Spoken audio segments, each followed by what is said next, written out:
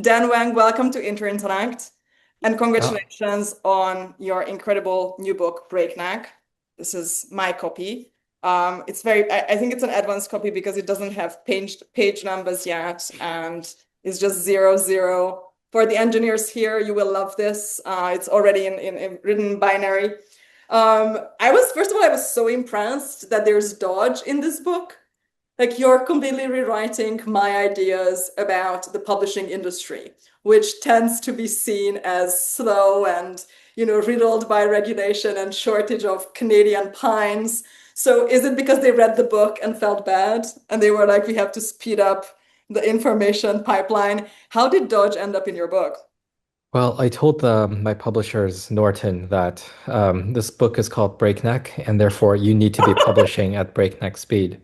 One of the reasons that the publishing industry moves so slowly is exactly a shortage of Canadian pine. Yes. And it seems to be that there's been like this very long, persistent paper shortage. And I was very surprised when heard that Dunder Mifflin can't print the paper. But apparently, paper is this high technology product that the Americans can't figure out. And so most authors need to wait 11 months for publishing. With my publishers, I asked them to hustle. So it was more like 6 months.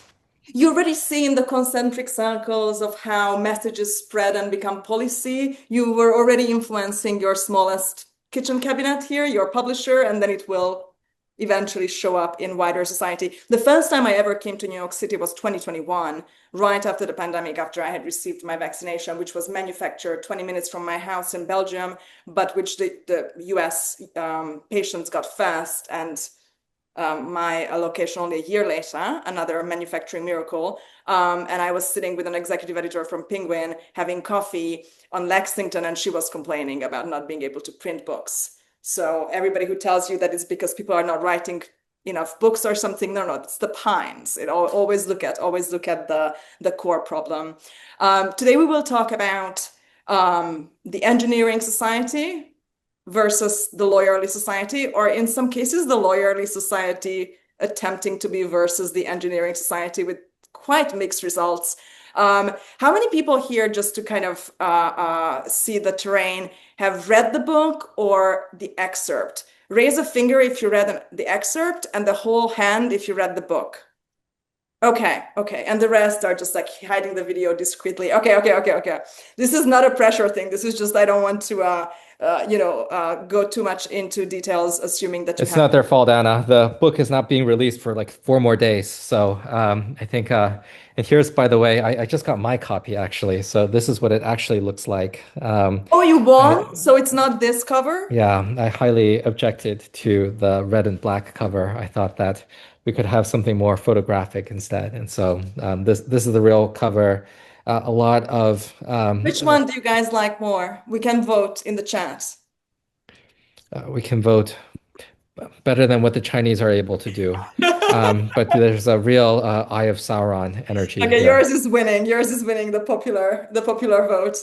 Um, if you, I mean, I'm sure everybody here who chose to spend your Friday evening or night with us today are familiar a little bit with Dan Wang. We hope that this salon will not be something where you feel like, oh, this should have been a letter. Obviously, we are sitting here with an incredible epistolary talent of the internet. Dan, your letters since 2017 have been, I think, favorite reads for all of us.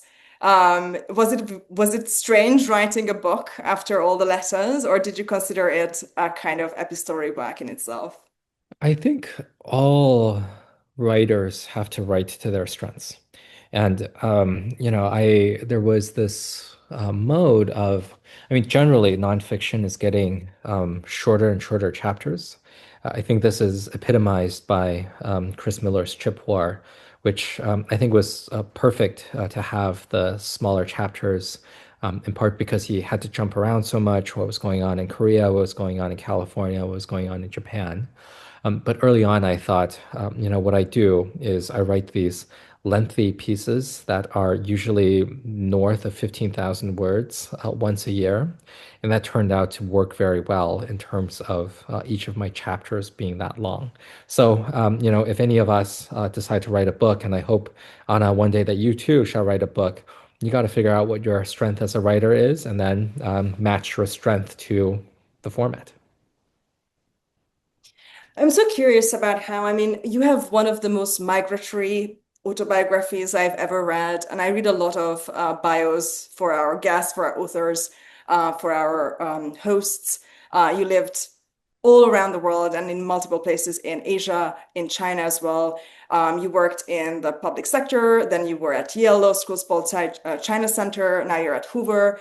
How do you feel that because you had to master this short format, your ideas about this China versus America systemic standoff had to be more crystallized?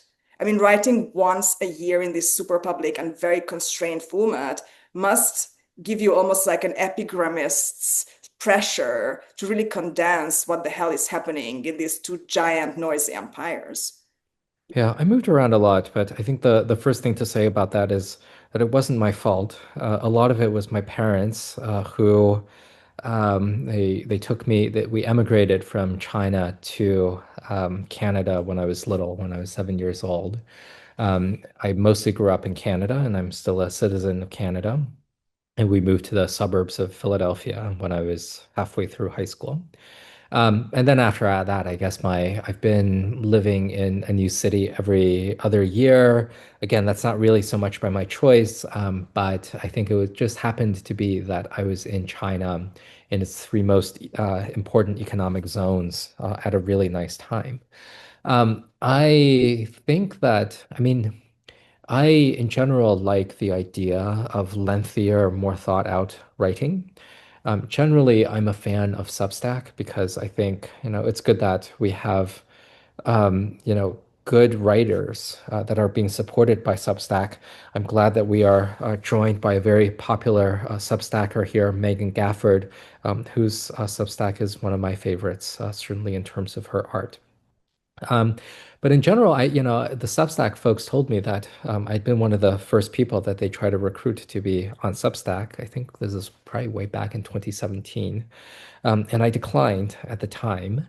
And I still think that there is something to the idea of slowing down your cadence, because generally, what every new wave of technology produces is for people to write shorter posts more frequently.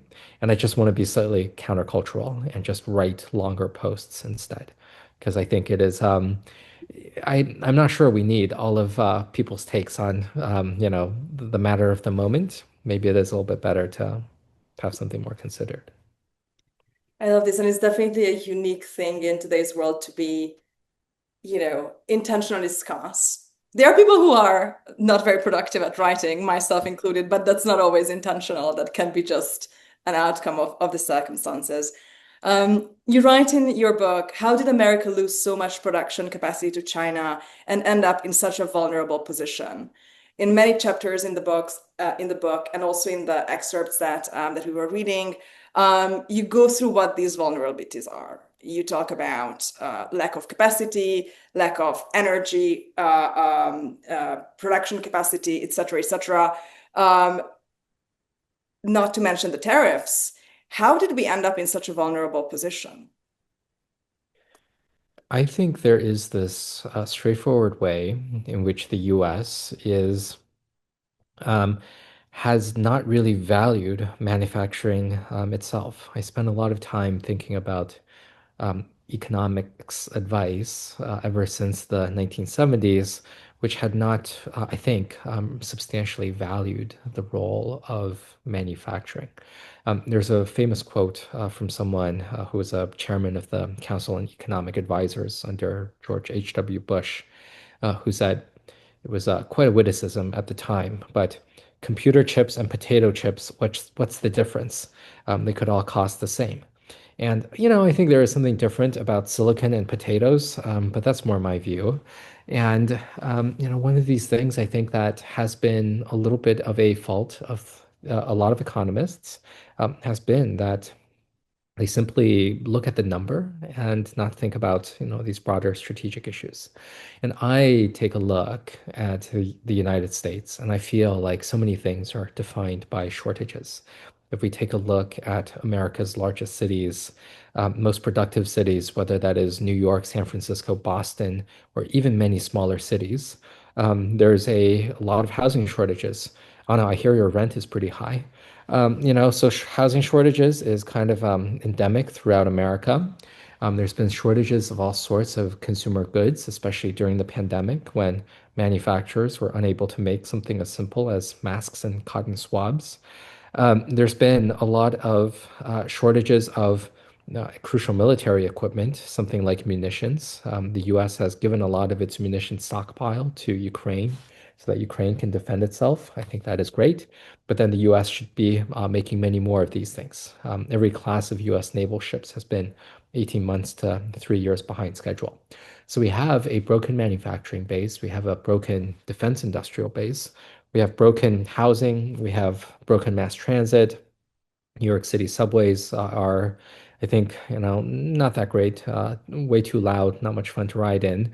And this is all before we need to make the sort of giant investments we need to to decarbonize our economy as part of the green transition. So, I think the US has been standing still for a very long time. And that is in part because it doesn't really value enough the ability to produce. It doesn't sufficiently value the ability of government to have the expertise and the power to produce. And it just doesn't, I think, hasn't cared enough to give the power, to give the government enough agency to be able to build all the stuff that we need. One striking thing to me, and of course, some of this messaging can be a little bit depressing. I mean, you often offer, options or suggestions to the government and to the populace what to do about the disadvantages. And you warn that maybe in biotech and AI and software, America is still leading, but that might not always be there. But you also talk about the many forms of slowdown that are happening in China today. I think when people think about Chinese prowess in 2025, you have these two images in your mind. One is a giant road being somehow repaired overnight, and by the morning, when people need to get to work, they can do it. Unimaginable to an American or even in some parts of Europe. But there are also the empty cities, right? With enormous debt, enormous wasted manufacturing power and resources. So you are talking about the downsides of whatever is happening in China these days, economic slowdown, et cetera, et cetera. But then you note that in your estimate, China will recover. It has recovered before. It will get through this as well. But you are less hopeful with regard to America. In one absolutely fantastic segment, you're talking about how many engineers are leading China. I mean, the leader of the country itself, but many, many officials. And this is kind of a conscious decision from the leadership to fill the Politburo with people from aerospace and other engineering fields, whereas in America, most presidents, most politicians have had some kind of legal career before going into politics. And the two, I think you bring up two counterexamples, Hoover and Carter, who had so many flaws, maybe that their engineering backgrounds could not really shine. How do you think that just channeling more engineering talent into politics will work out? I mean, we're seeing this today. And if you are still more hopeful for China to recover, why do you see America's recovery as more perilous? I think that over the longer run, the US is in a much better position than China. I think that America, the first thing I'll say is that both the US and China are driven by reform tendencies and the ability to change. And this is really striking to me because I've just spent the last 2 months of the summer in Europe, mostly in Austria, as well as in Denmark. And I think one of the things I opened with my book by saying that Chinese and Americans are quite a lot alike. They're both full of hustlers. They're full of people trying to get shortcuts, whether that's to health or to wealth. There's just a lot of people who are willing to dare things and are willing to ask for forgiveness rather than ask for permission. It's pretty different from Europe and Japan, where things are much more perfectionist over there. Things are much more tidy and neat. The Europeans, I think, are just much better at organizing beautiful cityscapes. And also, what unites the Chinese and the Americans is that, for the most part, their cities are pretty ugly and they're not that functional to walk around in. But the US and China are both capable of change in a way that I really didn't feel after spending some time in Europe.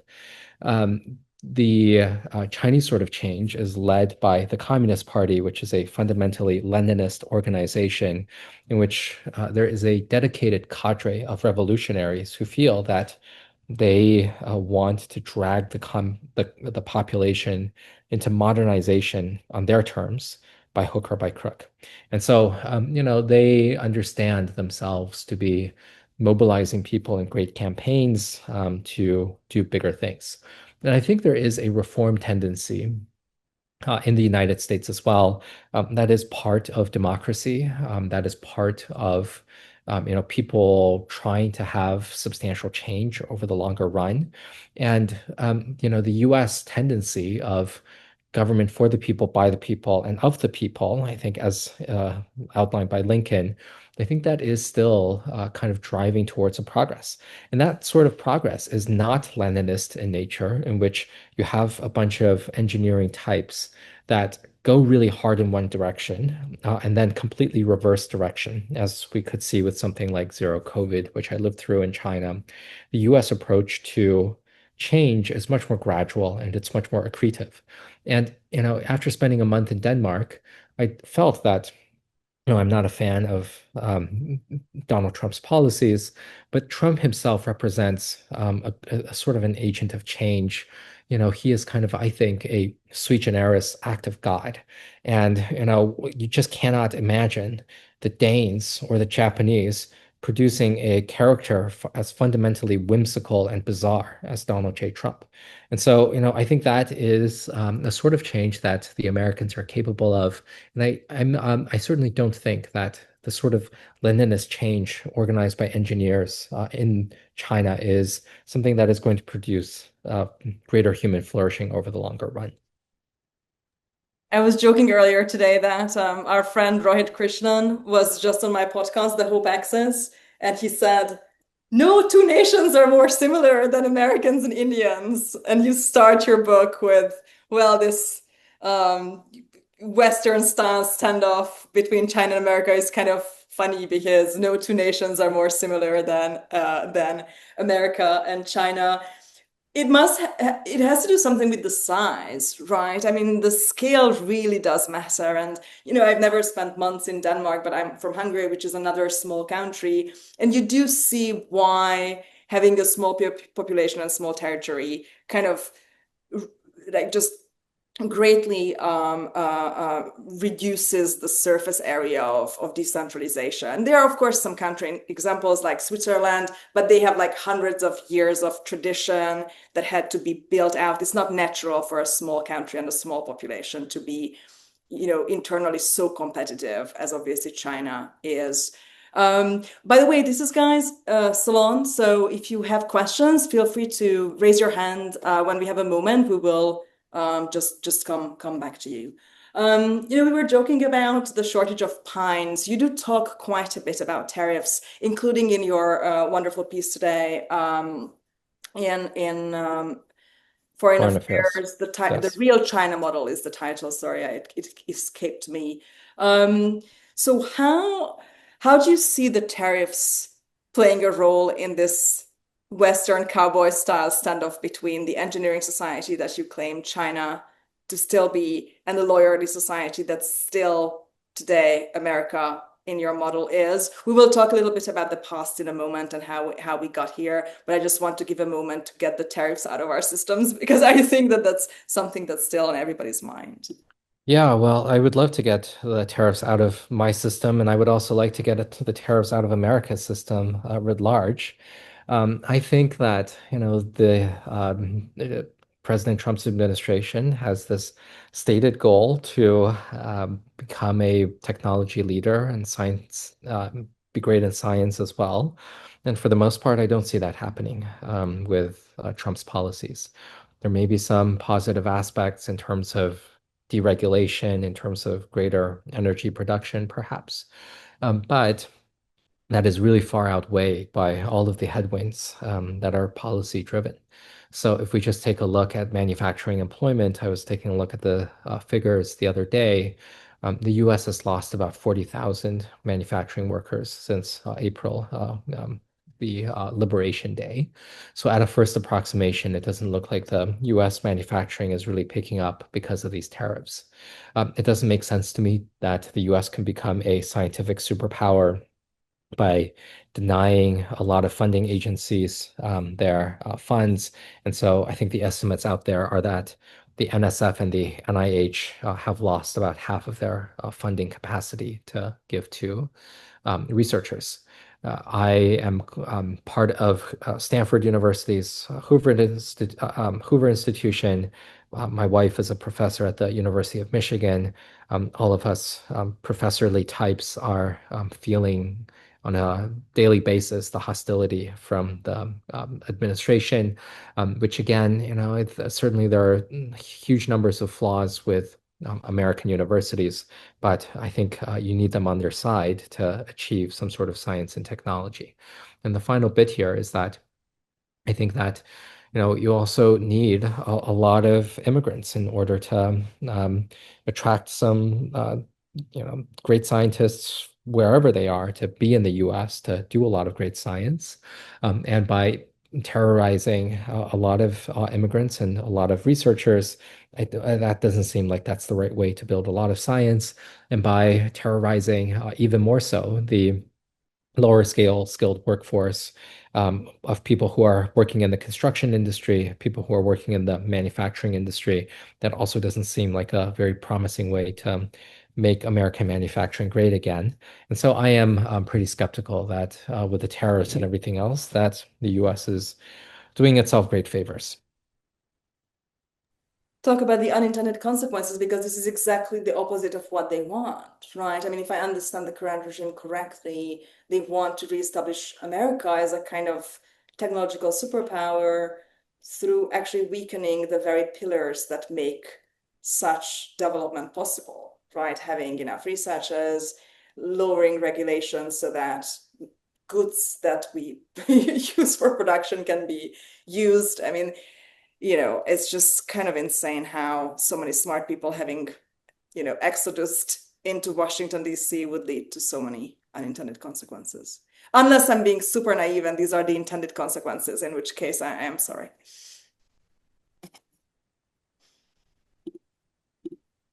What are your views on Chinese immigrants? So we look at these two empires, and I think it's probably safe to assume that there is a bigger immigration from China into America through the university systems, through employment systems, than the other way around. Do you see that as something that can potentially create more like a better friendship between these two empires? Again, like I already like exposed myself as an idealist, so I can continue safely in that vein. Do you see that that could be something that, I don't know, it could lead to something like Israel's and America's friendship, thanks to the diaspora and mutual investment or something similar?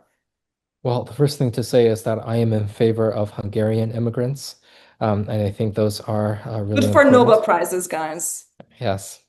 Um, And I think that I've spent a lot of time thinking about who are some of the Chinese who go to the US. And I think, there over time, the composition has changed quite a lot. So when my parents decided to emigrate from China, they made this decision throughout the 1990s when it was the aftermath of the Tiananmen crackdown. My parents were a couple of years older than college students at the time, but they were horrified as anyone else was of the troops mowing down a lot of the most elite students in Beijing. And it was also out of economic reasons that we departed, that we were not in one of the first tier cities. I grew up in a very peripheral part of China, literally on the southwest periphery. And they thought that they could have better opportunities abroad. When my You write so parents, beautifully for those of you who could not read the book yet because it's not yet out about how, in your province of origin, people are known to just like sit around and drink tea and discuss matters with their friends. And if people know you, they know about you as well, that you love talking about art and elephants and opera on your blog. So it seems to be that this is being carried around the world. and I think we're bringing that culture right here into Interintellect salons, aren't we? And by the time my parents moved, there had been no real Chinese middle class. We had no wealth that we could bring. But now the contemporary set of Chinese migrants who are coming over to the US, many of them do come from families with considerable wealth. Their parents can liquidate one of three flats they have in Beijing or Shanghai, and that allows them to afford an excellent education at a private university in the US, maybe even an apartment and a car as well. So that's an option that they have to them. And there are plenty of Chinese who are among the better educated set, who are yearning to be free in terms of enjoying some aspect of free speech, enjoying some aspect of being able to read books. And even among the less educated set, there's still plenty of people who feel like, there's a lot more economic opportunity in the US, even if they're doing something like delivering meals, which is not very much fun. But I think there is also some ambivalence among a lot of Chinese about being in the US over the last couple of years, in part because American cities have been pretty unfunctional, dysfunctional for a while. New York City is a relatively functional city, but even then, the transit and a lot of things are kind of broken. In China, the cities are much cleaner, they're much better organized. The infrastructure is much better. You can save a lot more money. Food is considerably cheaper. So, a lot of what I think is the American superpower is the sort of liberal society that still attracts a lot of people, though I'm wondering whether that will still be robust over the next few years. And what China can really offer a lot of Chinese is just, a relatively nice sort of life if you don't want to think too hard about censorship and other sorts of controls. But, you're living in beautiful cities. I'm sorry, not so beautiful cities, but functional cities. Um, and that would be that, and then that is relatively cheap. And I wonder, why doesn't America have these things as well? I mean, if why shouldn't America have both liberal society as well as pretty functional urban areas? You write so beautifully about the bittersweetness that your own parents are feeling sometimes, having left China just on the cusp of the start of the economic boom and then arriving to a relatively stagnant West, basically. Did that influence you when you were writing the book? Is that something that, you have to resolve in your own China versus America model? Yeah, I think what I want to resist with this book is anything like too simple and pat answers about who's going to win or whatever. What is the ultimate triumph of whichever political system? I think that's really not generally the right way to think about these sort of things. Reality is complex. People migrate, and sometimes they win and sometimes they lose. My parents are living a life that I consider super boring in the suburbs of Philadelphia. I think mostly that is just not a sort of life I want to lead. I prefer to put them in Sunset Park in Brooklyn. I think that is a much nicer area of America for them. And they missed sort of the opportunities to build wealth. On the other hand, I think and I've spoken to them about this, they don't have real regrets about departing from China because even though they would have had more wealth, mostly through the sets of properties that would be allocated to them by virtue of being urban residents in China by the state, they have a sense of quiet contentfulness and calm living in the suburbs, living in the American suburbs, because even their wealthier peers, the folks that they went to college with, these would be all their friends in China, they would not necessarily, they're having often very stressful lives. They know that the government could take away their business quite easily. They know that there is this kind of looming sense of catastrophe that is hovering over them in China. And, for the most part, most Americans don't really have to feel that the government could be visiting terror upon them unless, you're one of these unfortunate people now being targeted. But I think there's no simple answers here. I think my parents are happy where they are. And I keep just wanting that the US has the nice things that China has. And I also want the Chinese to have the essential quality that I'm attracted to in the United States, which is a sense of pluralism, to have, not just one official voice, namely the Communist Party's voice, speaking above everyone else. That is what I find most compelling about the US. And I wish that the Chinese could be a little bit more lawyerly as well, which means to have individual protections for their essential rights.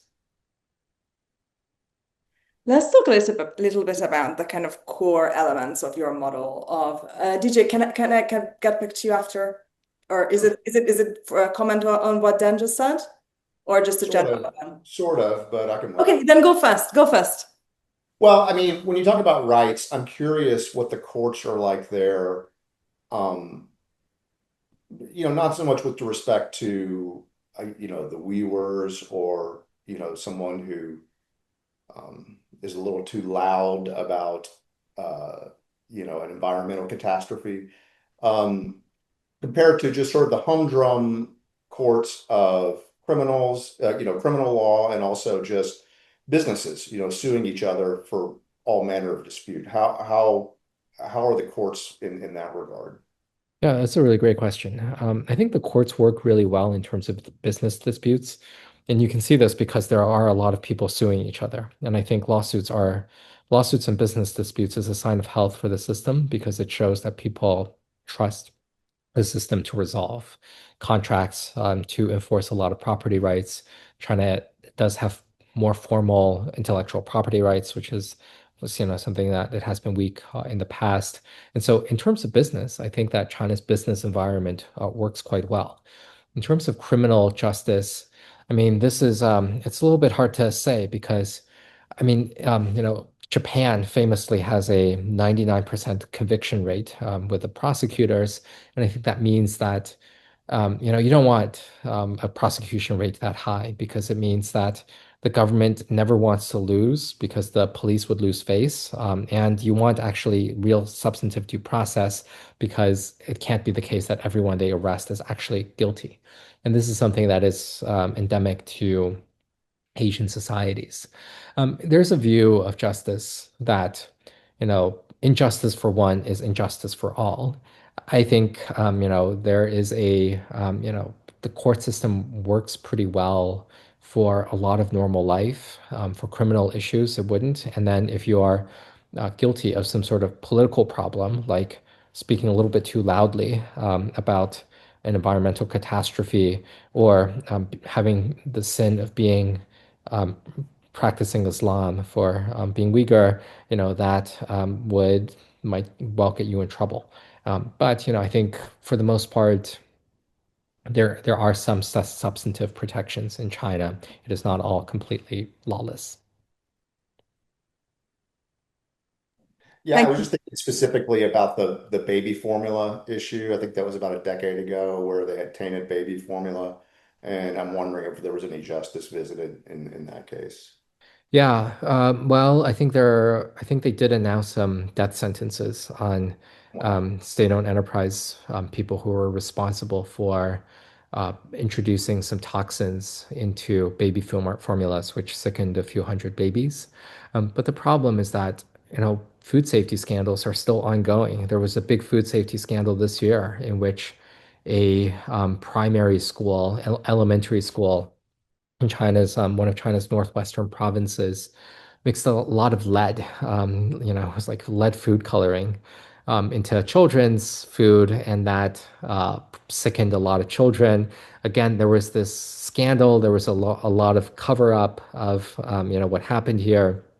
And it took a really persistent effort by parents to try to hold the school superintendent to account. There was some evidence that the Chinese government tried to protect this guy who was locally powerful. And so I think it is difficult in order to get these sort of things achieved. And sometimes they are achieved, but only if you're able to raise a big political stink about it. And this is one of these flaws of the authoritarian system that you want to have some sort of justice and some sort of accountability that the people feel very comfortable about your sort of rule. But anytime you introduce real political accountability, you also introduce the risk of embarrassment for government officials who really prefer not to be ever embarrassed. And so, that's one of the challenges, essential tensions in autocratic governance. Thank you so much. Going back to pre-DJ times, this was a great question though. So how did we get from Ben Franklin and the kite to, I mean, we don't currently have in America a lawyer for president. We don't even know if he would have been able to finish law school, but we do have, as per your notes, somebody who likes to sue people. So who is living in a very kind of legal framework in his life, versus another superpower where the leadership is engineers. You contrast the two world models, but at the same time, there are so many paradoxes. I mean, you're talking about how complicated the picture is, and it is, right? So you have the lawyerly society, which in your model is America, but which somehow has a much stronger private sector and much more independent from politics, private sector producing, even outperforming China in important sectors on the engineering level. And then you have the engineering society, which, because of the political restrictions in your model, is going to lose because of the political limitations. So how did we get here? Like, how did these two completely paradoxical societies with their own strengths and really, really big kind of internal danger zones and minefields develop? Right? I mean, it's really not clean, this Yeah. the framing. I think that the US has been a lawyerly society for a very long time. You bring up Ben Franklin and his kite, but I think he was relatively exceptional among the founding fathers. The founding fathers were overwhelmingly lawyers. Everything from John Adams was famously a lawyer. Thomas Jefferson's Declaration of Independence reads a little bit like a legal case, a legal brief. Among the first 16 US presidents, from Washington to Lincoln, 13 of them had practiced law. And so, lawyers have been very present in the United States, and it's especially present in the Democratic Party. Every presidential nominee from among the Democrats from 1980 to 2024 with Kamala Harris, all of them went to law school. And, there is just this pretty broad sense, I think, that lawyers going to law school is just your easiest ticket into the White House, either to be the president or to be a staffer working for the president. And so I think the roots of the lawyerly society are pretty deep in America's DNA, and I think it is pretty deep in China's DNA as well. So the Chinese emperors, I think, were famous for these big construction projects. They conscripted a lot of people to build the Great Wall or the Grand Canal, which is, first a fortification system, second a water management system.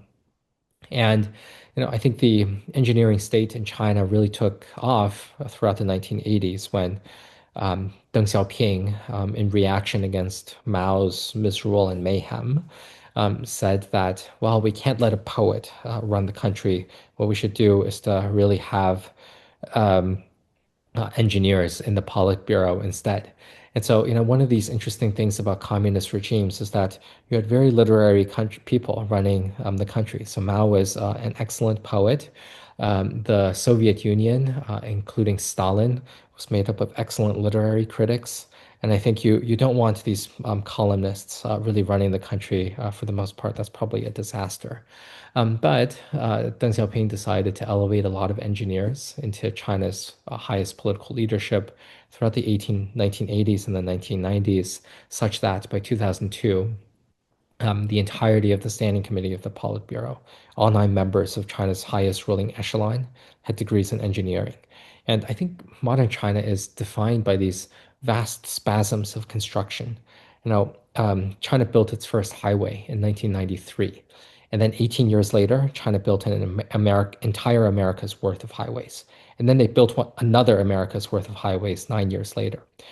China's just building this year as much power capacity as Britain plus Germany combined this year. This is new capacity.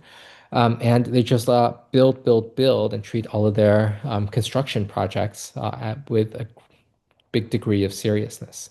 And so that is, I think, the one of these differences between the U.S. and China. I think it doesn't explain everything. I think that, you know, other ways of understanding the two countries are pretty important.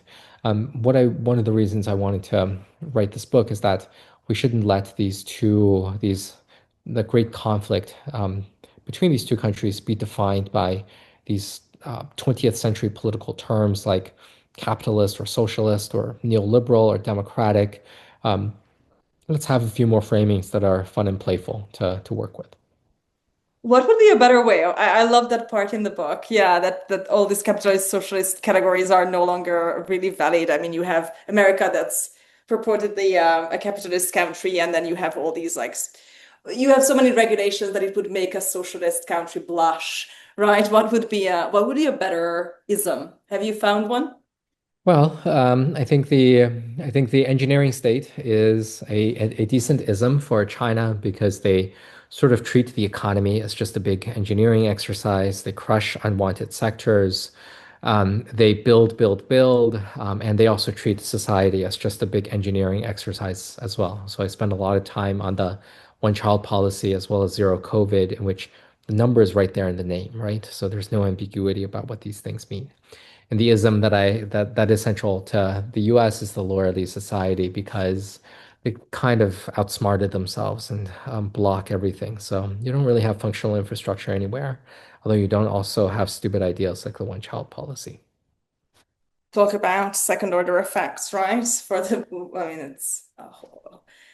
And you talk about the bird's eye view of the engineering society, which I found very, very interesting. But also, I kept being reminded of this paper from a couple of years ago that looked at how in developing societies, women are far more likely to go into traditional masculine fields of like engineering, et cetera, even like, um, uh, you know, beyond software engineering, because that clearly is a way of advancing in society, right? You want your daughter to 100% succeed. You will tell her to go into something that is always needed. Whereas, if you're in Scandinavia as a woman, you probably have a far wider array of professions to choose from, working part-time, being a photographer, whatever you want to do with your life, per personality, per personal choice. Whereas, sending kids to law school is a far more elite or elite assuming or elite signaling act from parents. And so it's interesting to me how, there is this very different level and status of these two things in the West. And for America to become an engineering society again, people need to look at engineering as not something that the elite should not dirty their hands with. Because being an elite means that you're sitting in nice clothes behind a desk and say smart things, which we are, by the way, doing right now. We have a bunch of hands up. Brandon, you were fast, and then Ravi. And welcome, Swati. Thanks for being here, Dan. I had a question for you about one of the other differences between Chinese and US society. And one of my favorite lines from one of your letters was about COVID. And you said US companies had to ask whether making masks aligned with the company's core competence, and Chinese companies simply decided that making money is their core competence. I thought that was phenomenal. And it kind of makes me think also about the example of Xiaomi making a really good fast electric car when they used to just be a phone company. It seems like despite the US being a very legally driven government society, we have a ton of innovation in the software field in particular. Like we are at the forefront of a lot of these things, but there does seem to be a real difference in business culture in terms of like what firms here are interested in going after. That doesn't seem to limit the Chinese businesses. And I'm wondering if you can comment a little bit on where you think that comes from and if that's part of what needs to change. Yeah, thank you for the question, and thank you for picking up one of my favorite remarks. It was one of my favorite lines that the Chinese like money. And what is up with these Americans who don't?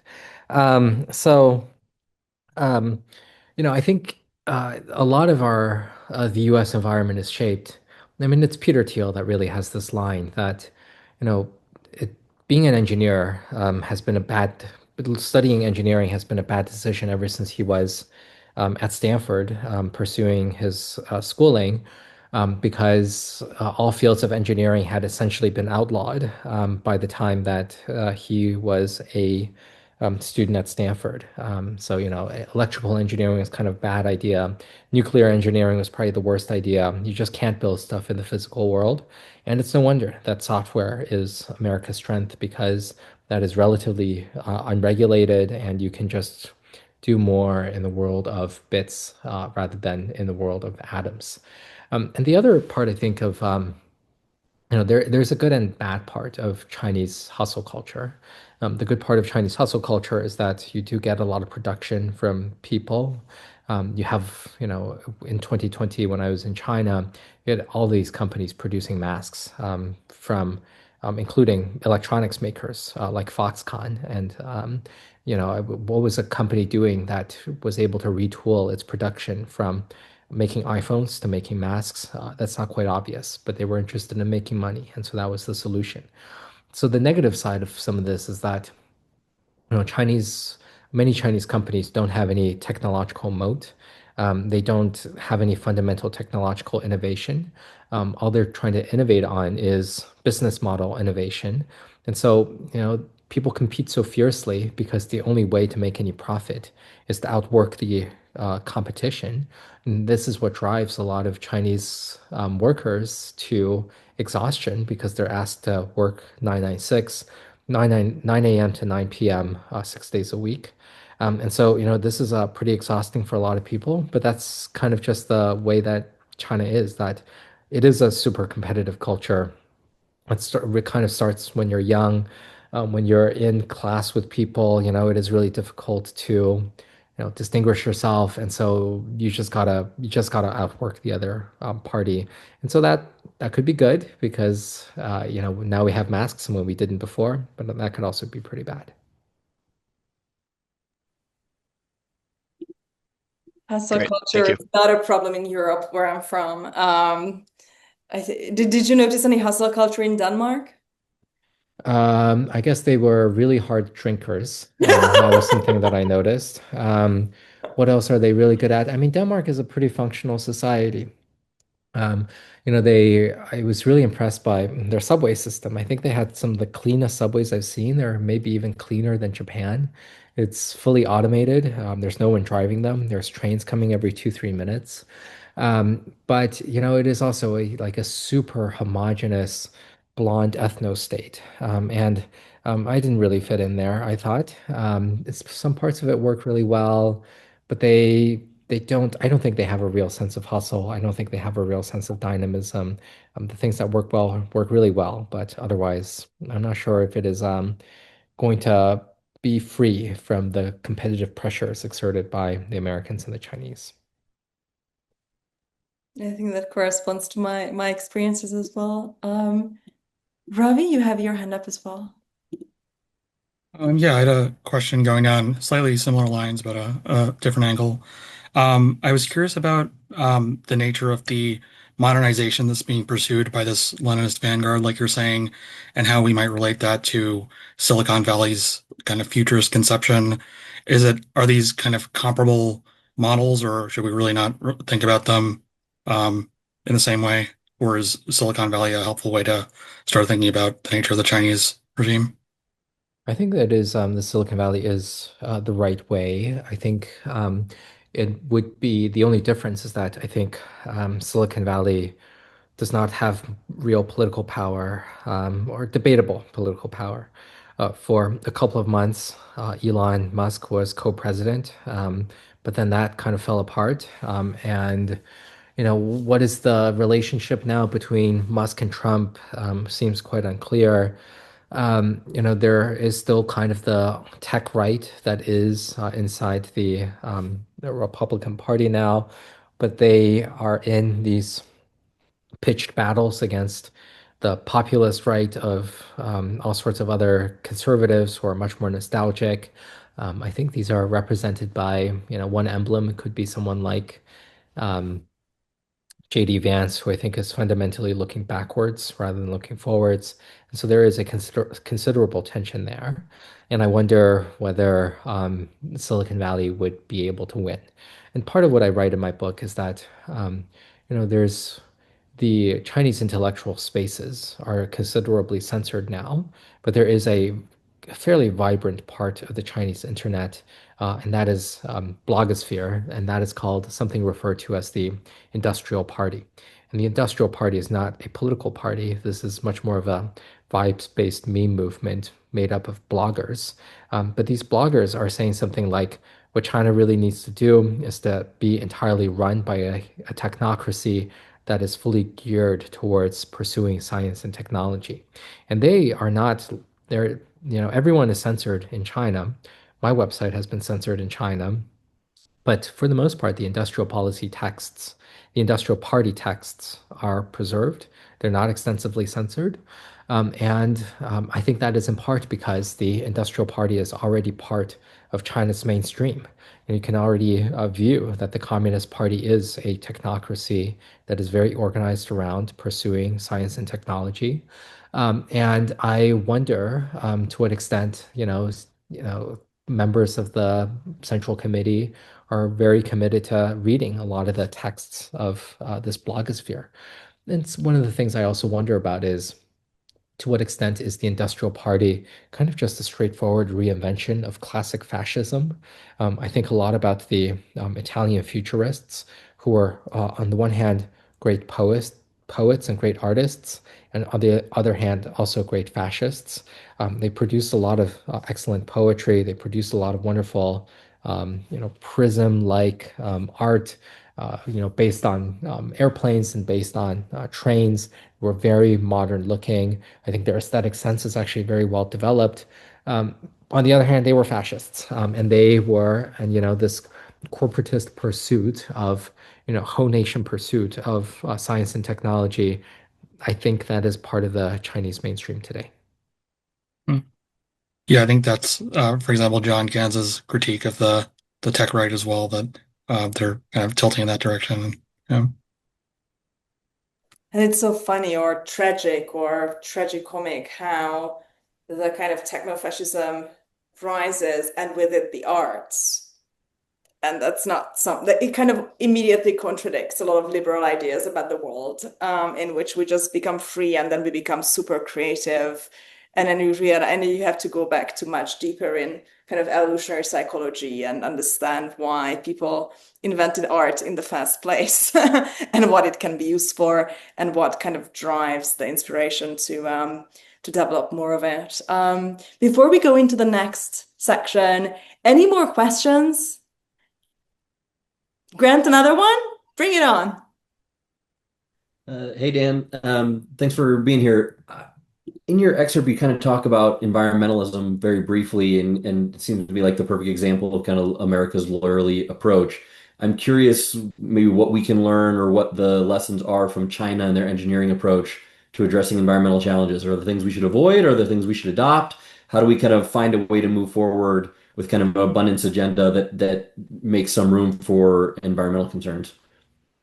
Um, Yeah, I think that's definitely really important because I think that the American Lawyerly Society arose in part because of all the environmental problems in the United States back in the 1950s when the US government was spraying a lot of DDT and pesticides all over the country. That was a mistake. The US had dammed every major river in the West. The one river in Ohio had combusted because of the pollution, and there's just so much air pollution. So I think the Loyalty Society arose completely correctly in response to many of these problems. China has gotten a better handle on its pollution. Over the last 15 years, the smog in Beijing really has cleared up. There's a lot more blue sky. China is doing a lot of construction of solar, as well as wind, as well as transmission lines to bring these clean technology production from its west, China's west, which is much sunnier and windier, into its much more populous east. And it is building, clean technology generation at just these astonishing scales. And it is pretty good at replacing a lot of fossil fuels. But China is still building a lot of coal, and so it is not entirely successful in terms of being very good at environmental protection. And what I want to say is that the US doesn't have to be like China in order to build a lot of infrastructure. I think it would be good enough to build like, let's say, Japan or France or Denmark, which have excellent provision of subways and high-speed rail and clean technology deployment. And they're not known for extensively trampling, individual rights. I think there is a better balance to be struck. We don't have to be, the US doesn't have to be like China. Let's just be Denmark. Let's get to Denmark, as Francis Fukuyama would say, a future interintellect guest. So I think that there are happy mediums. Let's look to the Europeans and the Japanese in this case. Megan? Sorry.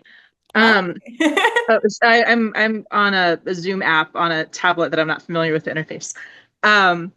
Do you think that it's harder to get to Denmark or France for the US versus China because we love a competitive dick measuring contest? So we need that kind of motivation and we go all out. We don't want to match some middling country. Yeah, well, I mean, Bernie Sanders wants to match these middling European countries. I think I would settle Well, he's a for. socialist. We're talking about like the real American rah-rah spirit here, Yeah, well, I mean, it seems like Donald Trump wants to match China in a lot of ways as well. So we're getting state capitalism with American characteristics now.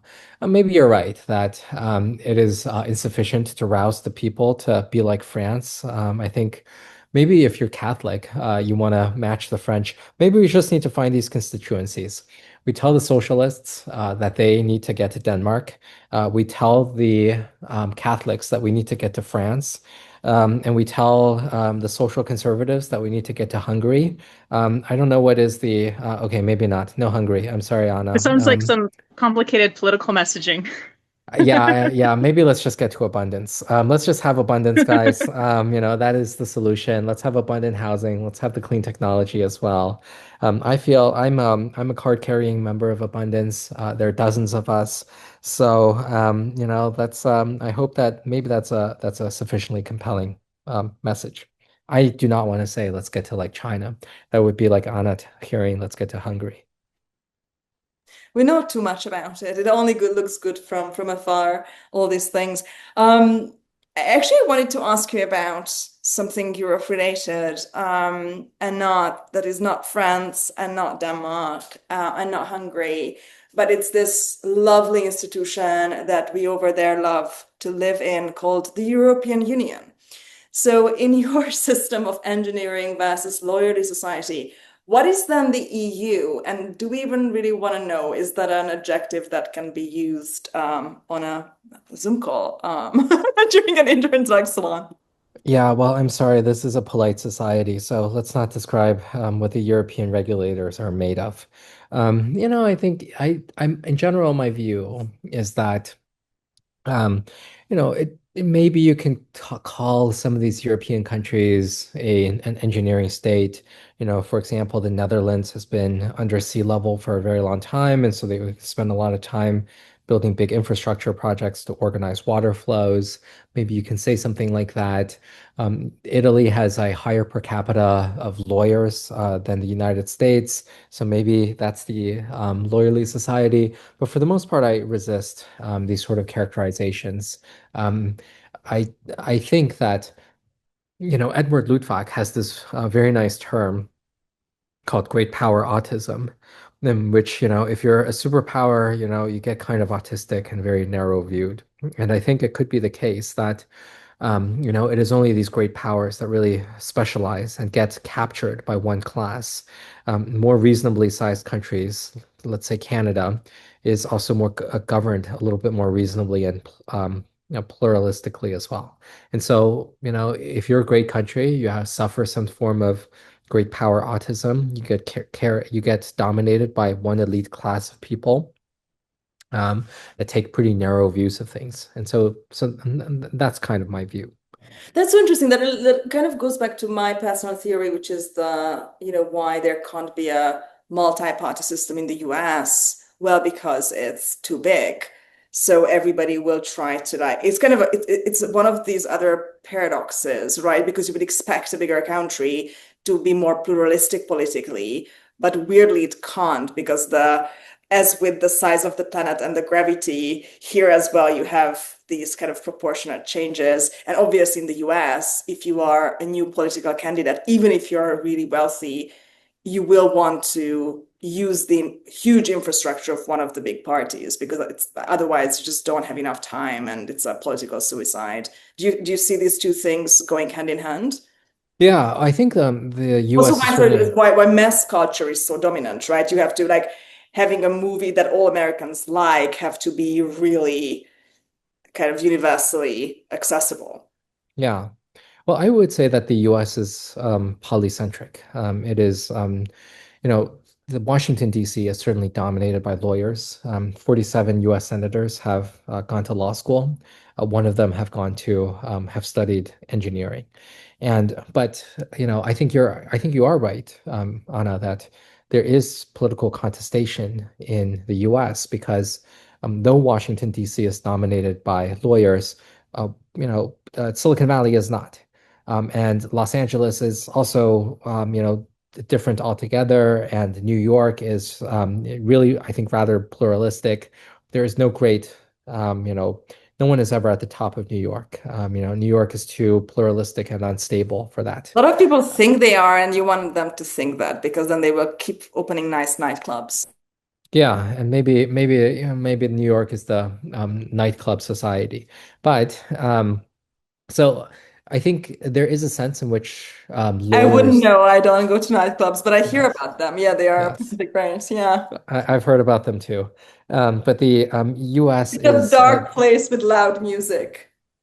that's right. Yeah, it's crazy. Yeah, these things exist. Political systems are in the US are dominated by the lawyers, but the US political system is not the only power in town. And because we also have New York and San Francisco and LA and Chicago and Florida and Texas as well.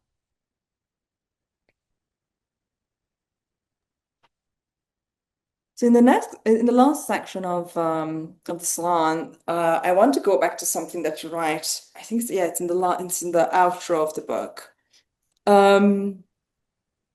You say the ultimate contest between China and the United States will not be decided by which country has the biggest factory or the highest corporate valuation. The contest will be won by the country that works best for the people living in it. A couple of times in the articles and in the book, you circle around this idea of the social contract. And this was very interesting to me because I am obsessed with the idea that I developed on a sleepless night in my youth at some point in Budapest, that basically the USSR collapsed because people during Chernobyl realized that the regime would let them die. Right? So the American social contract in that kind of Cold War dichotomy would be that here you don't have mommy state looking after you, but in exchange you can rise and your family can become prosperous, etc., based on your own talents. Versus in the USSR, and I mean, I'm from Hungary, which was one of the satellite states, not strictly speaking the USSR, but part of the East Bloc social contract. The social contract was that you don't get to become prosperous and see your family rise, etc., yourself rise, but in exchange, you will be looked after. You will be taken care of. And I think in my assessment, the moment when the wider masses realized that they are not being taken care of was a couple of days in the aftermath of the Chernobyl disaster, when they were told by official media that there was no explosion at the Chernobyl plant. And then on the 30th of April, the radioactive rain fell. And on the 1st of May, they sent all the children out, millions and millions of children out to march on the 1st of May, right, which was the great Marxist holiday. And everybody knew, of course, in Eastern Europe as well, like as in China, we're talking about a quite educated population. People read, people speak languages, university is free. Reading is the one way out. So everybody reads books all the time. Like, they were not stupid. They knew, and the Whisper Network, the grapevine, worked. And I'm kind of struck by this idea that moment when you realize that your trusted leadership would let you die a horrible death of radiation is a moment for a lot of people when you think, okay, that this is not worth the sacrifices. The whole narrative collapses. And as I was sitting under lockdown with so many other people in the world during COVID, I kept thinking whether this would be something like that in the long run.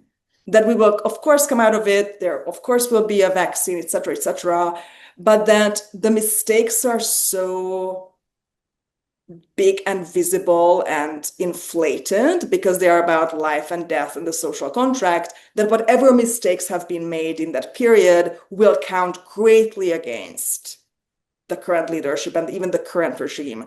Do you see anything like this happening when you were in China and when the lockdowns were happening? And do you think that, can we say that in China, the trust in the leadership currently is stronger than in the US? I'm trying to kind of get to whether morale will really decide this as a kind of foundation of it. Because contracts only work, like social contracts only work if both parties think they will work, right? If one party feels screwed over, then what are we talking about? Yeah, well, and I think that's a great way of framing it. And this is where I wonder whether the metaphor of a contract is valid, because did I sign a contract with anyone? No. Has anyone signed a contract with the U.S. government? I hope not. Immigrants because do. The people who are born here, no. maybe the immigrants do, but if the U.S. government breaches your contract, then you're still kind of screwed, right? And I think this. So I wonder if the metaphor is right. I think what ultimately I think will matter is that people feel that the government is to some degree legitimate, and I think the U.S. government has spent way too much trying to establish procedural legitimacy, in which people feel like, oh, what matters is that when the California built high-speed rail, every rule was followed. Whereas perhaps other people feel that what matters in terms of high-speed rail is getting that actual high-speed rail, not about the rules themselves. And COVID is actually a great way to think about this because, I was in China throughout the entirety of zero COVID. And I think there was it was actually a kind of a tragic arc with three acts and a denouement. And the first act here was, a new respiratory virus spreading out from China's seventh largest city of Wuhan in 2020. And a lot of people were very seriously upset. I remember that I was very angry hearing about that because apparently the virus had been spreading and the government was much more interested in censoring the news rather than trying to, establish a solution. And we were all very mad to hear about the story of a doctor who died after he tried to spread news legitimately of a novel virus, and then he was arrested for spreading that news. And eventually he was one of the earlier victims in Wuhan. So that was kind of the first act in which I was reading some newspaper headlines from the US explicitly comparing COVID to China's Chernobyl moment, in which a disaster triggered the political fall of a regime. And I think what happened next was the second act, in which this was a much longer time span in which Chinese saw that, oh, wait, it didn't seem like America handled 2020 very well. Trump's America was not like some sort of sterling example of success.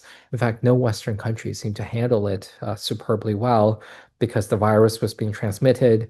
Whereas in China, these pretty tight lockdown controls stomped out the virus. In Beijing, restaurants started to reopen in March and April when they were fully shut down in the US. Cinema started to reopen. Life felt actually pretty normal. And my parents were telling me, do not come visit us in Pennsylvania. It's a very un-Chinese thing to say. Stay in China. Do not come to Trump's America. And that second act persisted for quite a while throughout 2021 when it seemed like the Delta variant of COVID really slammed India pretty badly and along with everyone else.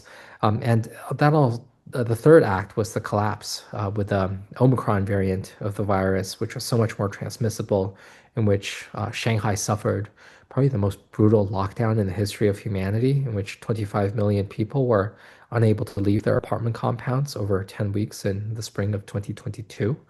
And that was, I think, the engineering state treating society as a math exercise, following along a logical path until it was revealed to be absolutely preposterous what they were doing.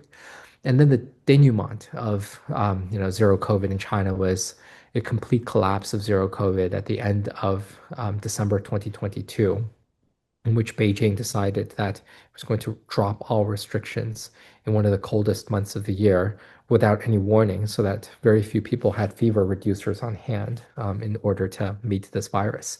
And so a lot of people died. And yet, there hasn't been a very broad outcry in China, I think in part because I'm not sure about this idea of the social contract. Nobody themselves actually signed any contracts. Nobody felt like such a contract could be asserted in court.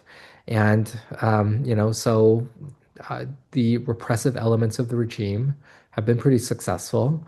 And I think, there is enough memory in China of the good years of zero COVID when people were dying, combined with the memory of pretty good growth throughout the last 40 years, the last 45 years, really, in which people still feel like there is better life in their cities, that cities continue to get better. Shanghai, when I left, had about something like 700 parks in the city. This year we'll have 1,000 parks. Cities are continuously still building out new subway stations.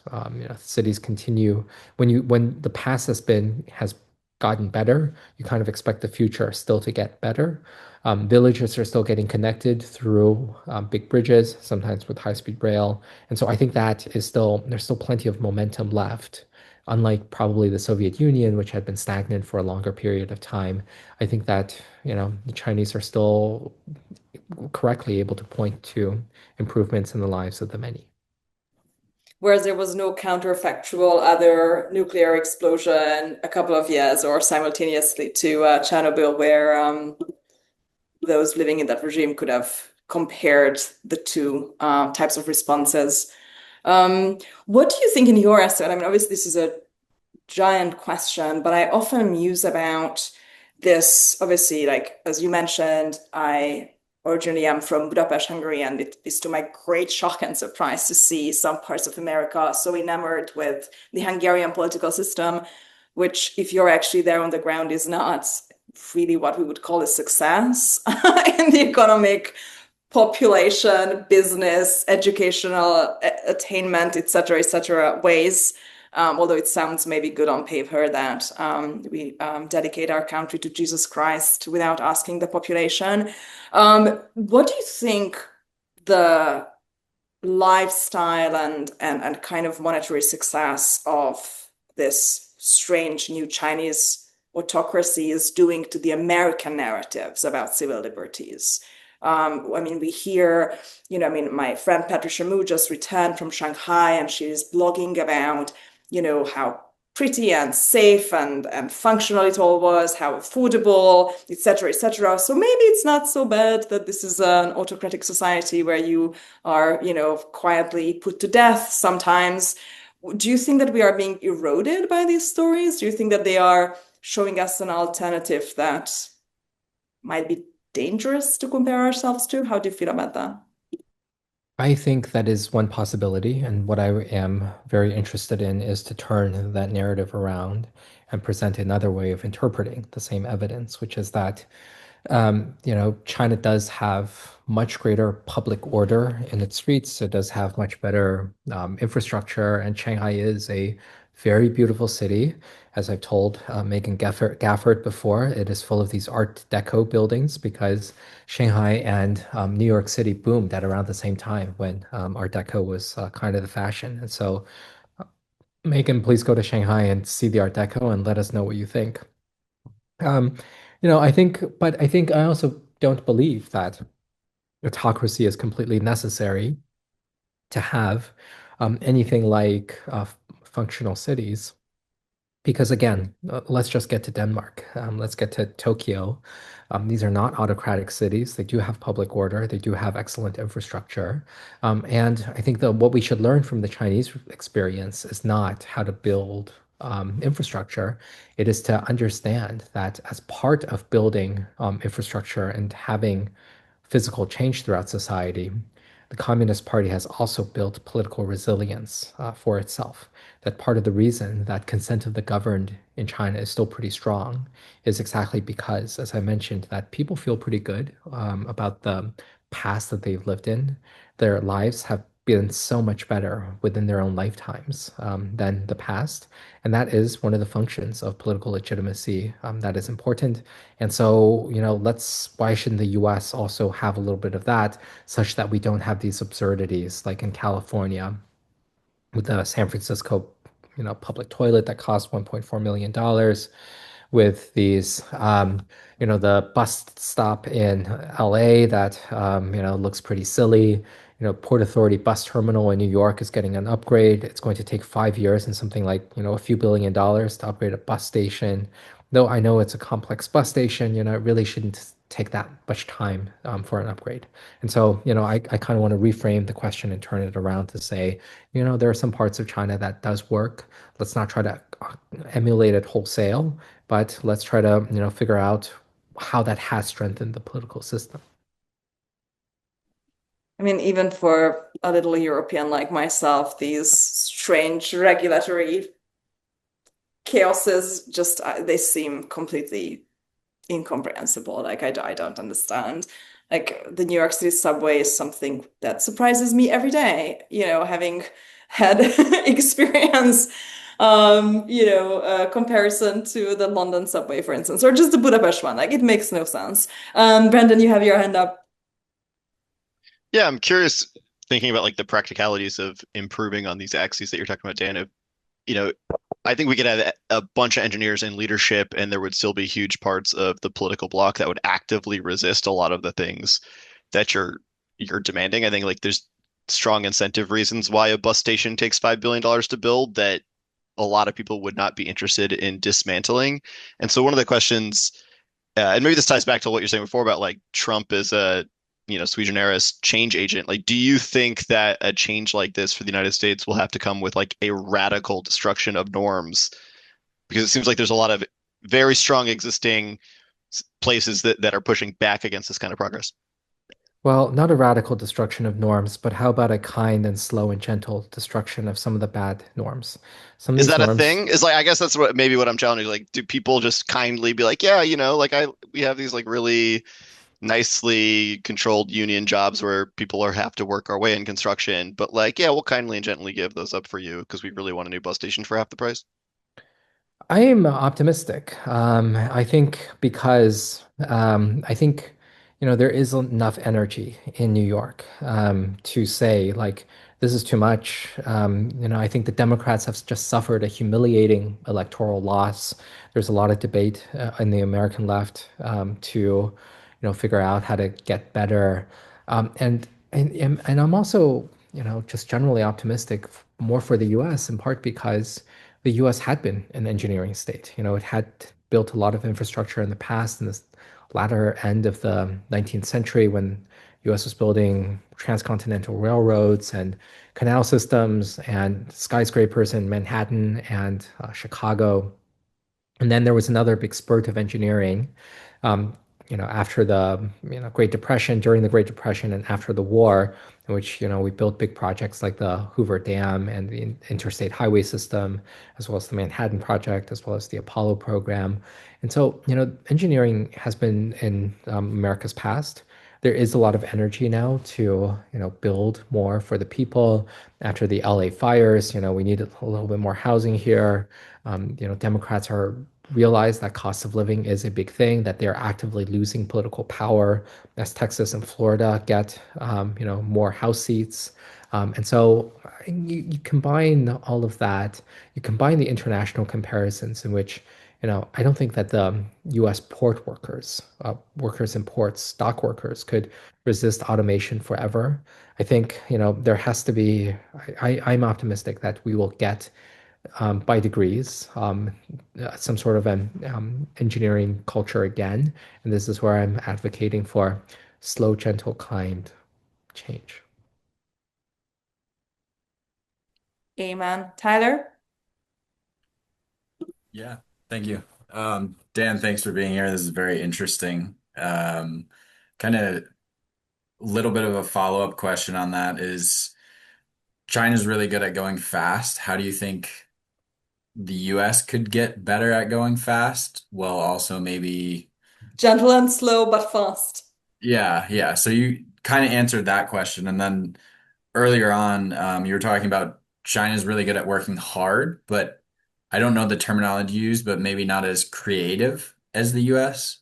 I'm curious, any thoughts around how they could get more creative with business, with engineering, stuff like that?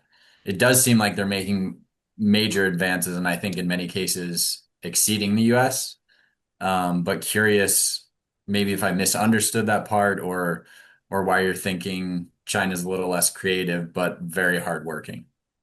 I think if you take a look at a lot of these Chinese success stories in technology, something like the solar industry has created a lot of, it's been extremely competitive. They're all making pretty undifferentiated products. The third largest solar maker is not that different from the 10th largest solar maker, whereas, in a lot of American industries, it's not that competitive. There's Uber and Lyft, but not that much more. There's like Airbnb versus the hotels. There's kind of only one big smartphone maker, which is Apple. In China, it's like there's a dozen big smartphone makers. There's like 5 dozen big solar makers. One of these Chinese big companies is called Meituan, which is kind of, you're booking a lot of hotels through it, and they would tell you that in their founding, they founded as kind of like a Groupon-like company, and they had to face down in their company lore 5,000 competitors who are all making similar products. And so, I mean, just like there's a lot of undifferentiation in China because it's hard to have these really big moats when things are so competitive. For example, there's a half dozen big smartphone makers. They're competing over very little profits because Apple makes most of the profits. And once you don't have a lot of profits, it becomes also really difficult to invest in the R&D to create some sort of breakthrough that really differentiates you.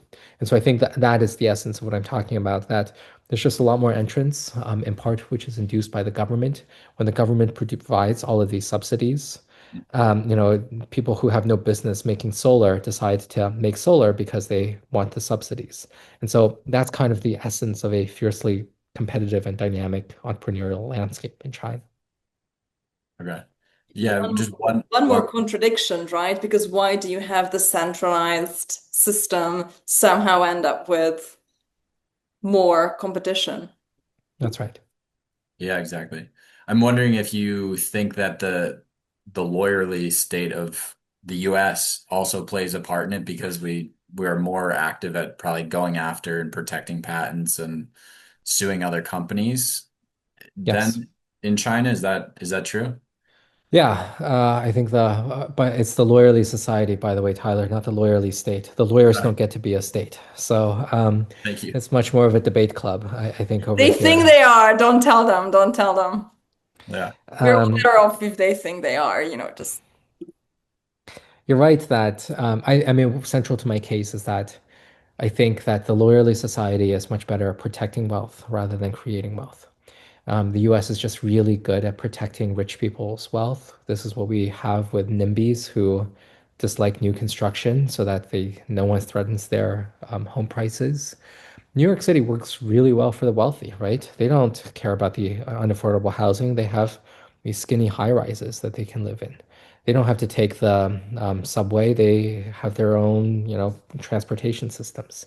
Silicon Valley has very little mass transit, but people live in these, incredibly big houses in Atherton or which other part of the South Bay Peninsula. And I think that America cannot stay a great power if it works only very well for the wealthy and the well-connected. And that is one of the things that the engineering state has been able to do. That redistribution for them just means a lot of big construction projects to build a lot of stuff. And that I think ultimately benefits the poor more than the rich. Awesome. Thank you.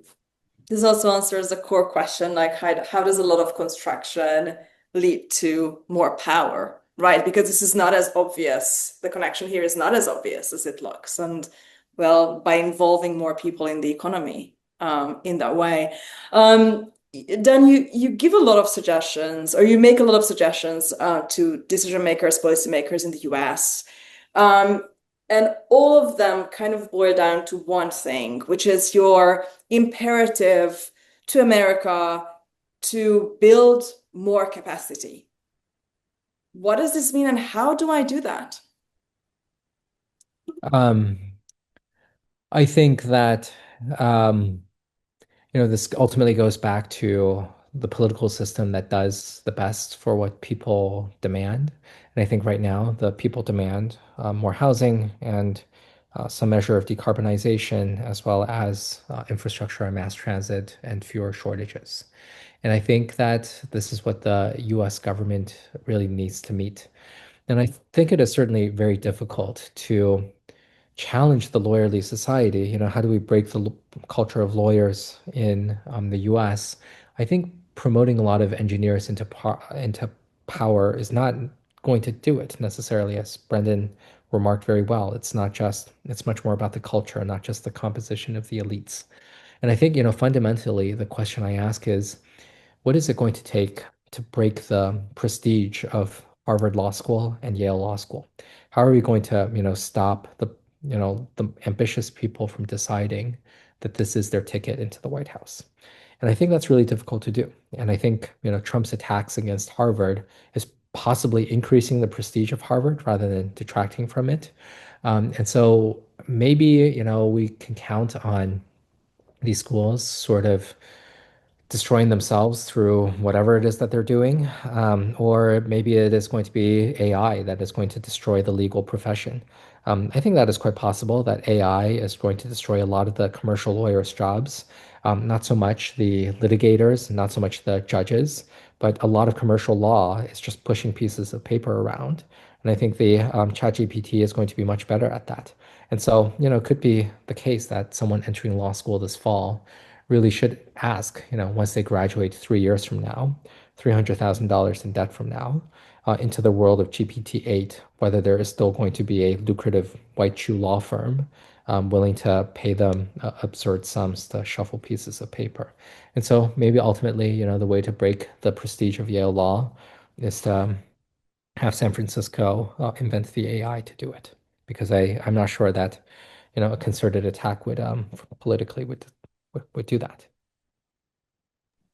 That's a very interesting thing to consider, because in the Tocquevillian system lies so important for the development of American democracy, right? As both the emblem and the kind of external manifestation of the ideal that everybody deserves representation and everybody can speak for themselves, but also in the kind of production of the political elite and who speaks well enough to be elected because people trust this person to argue their case, right?